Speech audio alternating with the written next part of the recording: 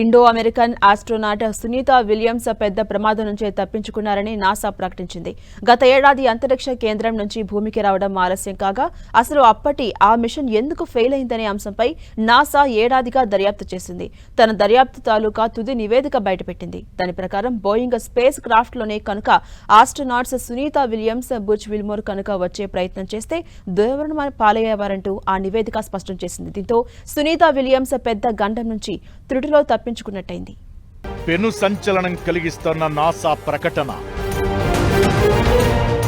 Sunitha Williams great escape from space accident. Just miss, లేకపోతే Kalpana చావ్లాలానే కనుమరుగయ్యేవారని report. గతేడాదిలో అతిపెద్ద space moment ఏదైనా ఉందంటే అది ఇంటర్నేషనల్ స్పేస్ షిప్ నుంచి సునీత విలియమ్స్ అండ్ కోని భూమిపైకి తీసుకురావడమే. అలాంటి ఆపరేషన్ జరగడానికి కారణం 2 వారాల్లో స్పేస్ నుంచి తిరిగి రావాల్సిన విలియమ్స్ బ్యాచ్ స్పేస్ షిప్ సరిగా లేకపోవడమే. అయితే అసలు అదెలా జరిగిందన్న దానిపై నాసా గతేడాది కాలంగా దర్యాప్తు చేస్తూ వచ్చింది. ఈ క్రమంలోనే తాజాగా ఓ తుది నివేదిక బయటపెట్టింది. దాని ప్రకారం జరిగిన తప్పిదం అతి పెద్దదని సీరియస్ టైప్ ఏ మిషప్ గా వర్ణించింది. రేటింగ్ ఇస్తే ఇచ్చే అతిపెద్ద కారకం ఈ టైప్ ఏ మిషప్ ఇదే రకపు తప్పిదం. లేదంటే ప్రమాద హేతువు 2003లో మన సంతతి వ్యోమగామి కల్పనా చావ్లా మరణానికి కారణమైంది. 2003లో కొలంబియా స్పేస్ షటిల్ భూకక్షలోకి ప్రవేశిస్తుండగానే కాలిపోయిన విషాదం గుర్తుండే ఉంటుంది. అంటే అంత పెద్ద ప్రమాదం నుంచి సునీత విలియమ్స్ తప్పించుకుందని చెప్పాలి. నిజానికి అంతర్జాతీయ అంతరిక్ష కేంద్రానికి 2024 జూన్లో సునీత విలియమ్స్ బ్యాచ్ బయలుదేరింది. గట్టిగా అక్కడ 8 రోజులు ఉండి 2వ వారం కల్లా రిటర్న్ అవ్వాల్సి ఉంది. కానీ తిరిగి వచ్చేందుకు బయలుదేరగా మిషన్లో సాంకేతిక సమస్యలతో దాదాపు ఏడాది కాలం అక్కడే గడపాల్సి వచ్చింది. తిరిగి space X dragon space craft లో 2025 మార్చిలో రావడం సాధ్యపడింది.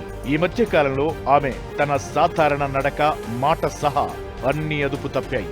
అది అంతరిక్ష కేంద్రంలో ఉన్న ఎవరికైనా ఎదురయ్యే అనుభవాలే అయినా వారంలోపు భూమికి వస్తారనుకున్న ఆలోచనలో ఉన్నవారికి, కుటుంబానికి దూరంగా ఎక్కడో వేరే గ్రహం ఆవల అంతరిక్షంలో ఉండడమంటే ఎంతో ఆత్మస్థైర్యం ఉంటే కాని కుదిరే పని కాదు.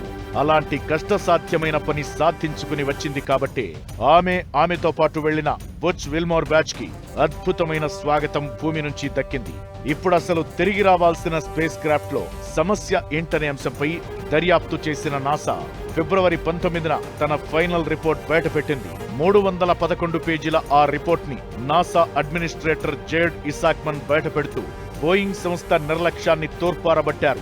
వాహన నౌకలోని ఫ్యూయలింగ్ సిస్టమ్ సహా అనేక సమస్యలను స్టార్ లైనర్ లో కనుక్కున్నారు. అసలు టైప్ ఏ మిషప్ అంటే డబ్బు రూపంలో $200 మిలియన్ మేర నష్టమైతే అసలు 2 ప్రాణాలను రిస్క్ లో పెట్టిన విషయాన్ని కూడా నాసా తీవ్రంగా ఆక్షేపించింది. గతంలో ఇలాంటి తప్పిదాలతోనే కొలంబియా స్పేస్ షటిల్ భూమిపైకి తిరిగి వస్తుండగా పేలిపోగా అందులో కల్పనా చావ్లా సహా 7 దుర్మరణం పాలయ్యారు. తాజా రిపోర్ట్తో స్పేస్ ఇండస్ట్రీతో పాటు బోయింగ్ కంపెనీకి పెద్ద మచ్చగా మిగలనుంది.